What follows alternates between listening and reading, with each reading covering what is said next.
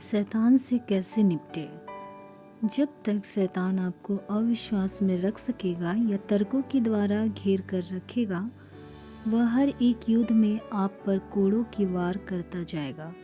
परंतु यदि आप उसे विश्वास और आत्मा के दायरे में घेरेंगे तो आप प्रत्येक बार उस पर कोड़ों की वार करेंगे।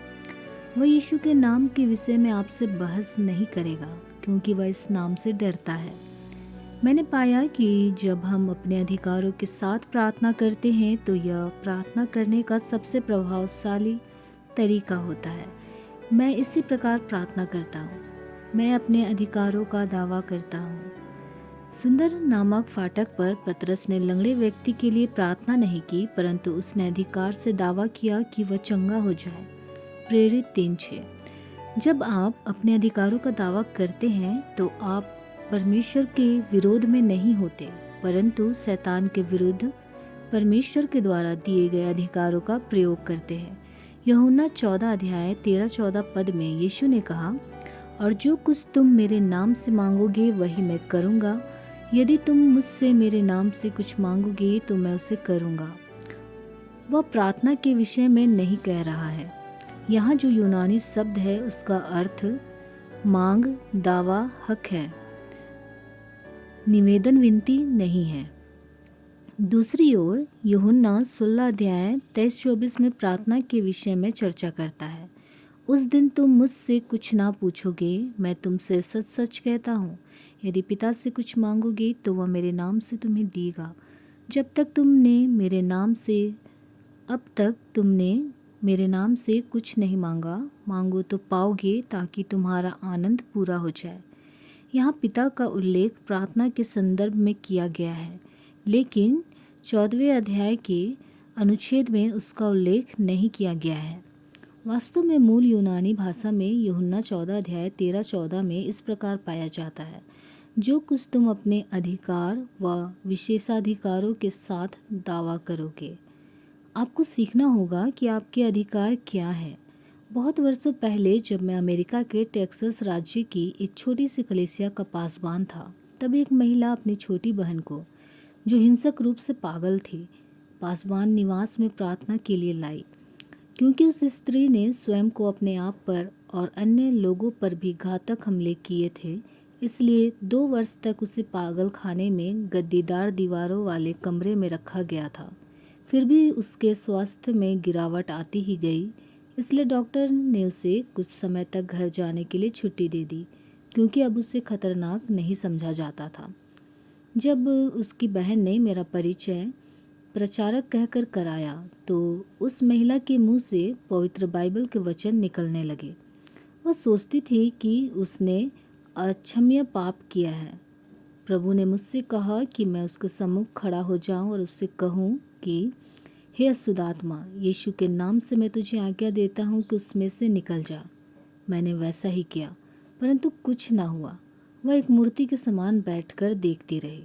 मैं जानता था कि मैंने विश्वास का वचन कहा है, विश्वास के साथ आज्ञा दी है। आपको दिन भर खड़े रहकर दुष्ट आत्माओं को बार बार आज्ञा नहीं देते रहना है।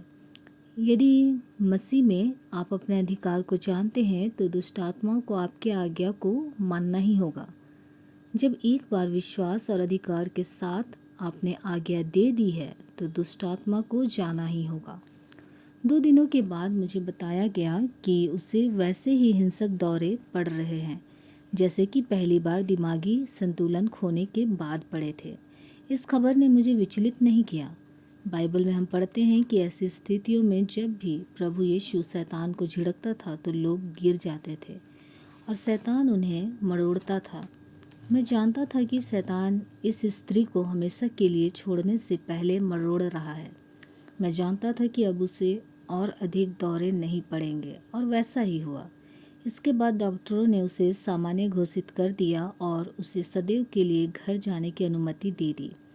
20 वर्षों के बाद वह महिला जब मुझसे मिली तो वह एकदम प्रसन्नचित्त और स्वस्थ थी।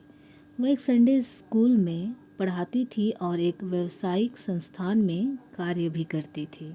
अधिकार में विश्वास की भूमिका। आत्मिक अधिकार के प्रयोग में विश्वास जुड़ा हुआ है। हाँ, ऐसा भी होता है कि दुष्ट आत्माएं तुरंत निकल जाती है, परंतु जब विश्वास के साथ आज्ञा देने के बाद भी वे ना निकले तो आप इस बात से विचलित ना हो। मैं अपने विश्वास को परमेश्वर का वचन जो कहता है उस पर आधारित रखता हूँ। कुछ लोगों का विश्वास बाइबल आधारित नहीं होता, परंतु चिन्ह और आश्चर्य कर्म की दृष्टिगत अभिव्यक्ति पर आधारित होता है। वे विश्वास के बाहर ज्ञानेंद्रियों की अनुभूति के दायरे में कार्य करते हैं। यदि उन्हें कोई विशेष प्रकार के संकेत की अभिव्यक्ति दिखती है तो वे समझते हैं कि दुष्टात्मा निकल चुकी है। परंतु आपने कोई विशेष अभिव्यक्ति देख ली है इसलिए वह निकल गई है, ऐसा नहीं होता। दुष्ट आत्मा अभी भी वहीं होती है। आपको यह जान लेना चाहिए और ज्ञान इंद्रियों के स्थान पर आपको अपने आत्मिक अधिकार का प्रयोग करना चाहिए। जब परिस्थितियां तुरंत नहीं बदलती तो कुछ लोग हतोत्साहित होकर पीछे हट जाते हैं और स्वाभाविक रूप से अविश्वास का प्रदर्शन करने लगते हैं। इस तरह वे अविश्वासपूर्ण बातें करने लगते हैं और स्वयं को पराजित कर लेते हैं और शैतान को अपने ऊपर अधिकार दे देते हैं। जैसा कि परमेश्वर के सेवक भाई स्मिथ विगल्सवर्थ प्रायः कहा करते थे, मैं जो देखता हूँ और जो अनुभव करता हूँ उससे प्रभावित और नियंत्रित नहीं होता। मैं जो विश्वास करता हूँ उसी से प्रेरित होता हूँ। अतः अपने विश्वास पर दृढ़ बने रहिए। पवित्र आत्मा का बपतिस्मा पाने के पूर्व मैं एक नौजवान बैप्टिस्ट पासबान था। ये उन दिनों की बात है जब आर्थिक मंदी का दौर था और मुझ पर अपनी माता और छोटे भाई की देखभाल का उत्तरदायित्व था। मेरी माता की थोड़ी सी आमदनी से रोज़मर्रा के खर्चे, कर और बीमे का भुगतान होता था और मेरी आमदनी से भोजन का प्रबंध होता था। मेरे पास मात्र एक सूट और एक अतिरिक्त पतलून थी। आर्थिक मंदी के उस दौर में चोरियां बहुत होती थी। किसी ने मेरी दोनों पतलूनों को चुरा लिया। चोरी सोमवार को हुई और गुरुवार को मुझे प्रचार करना था, इसलिए जब मैं मंगलवार को काम पर से घर लौटा तो मैंने प्रार्थना की कि हे प्रभु, मेरे पास सिर्फ यह पुराना पैंट का आधा काटकर बनाया गया चड्डा मात्र है और इसे पहनकर मैं प्रचार नहीं कर सकता। वे तो काफ़ी पुराने कपड़े हैं।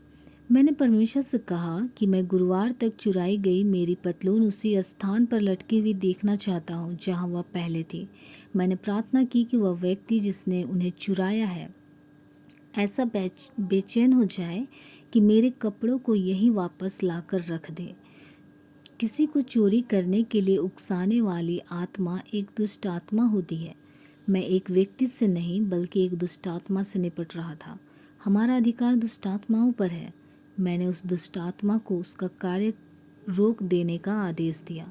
जब मैं गुरुवार को दोपहर में घर लौटा तो मैं जानता था कि मेरी पतलून उसी जगह होगी जहां उसे होना चाहिए था और वह वहीं थी। अतः हम शैतान के विरुद्ध खड़े हो सकते हैं और हमें ऐसा ही करना भी चाहिए।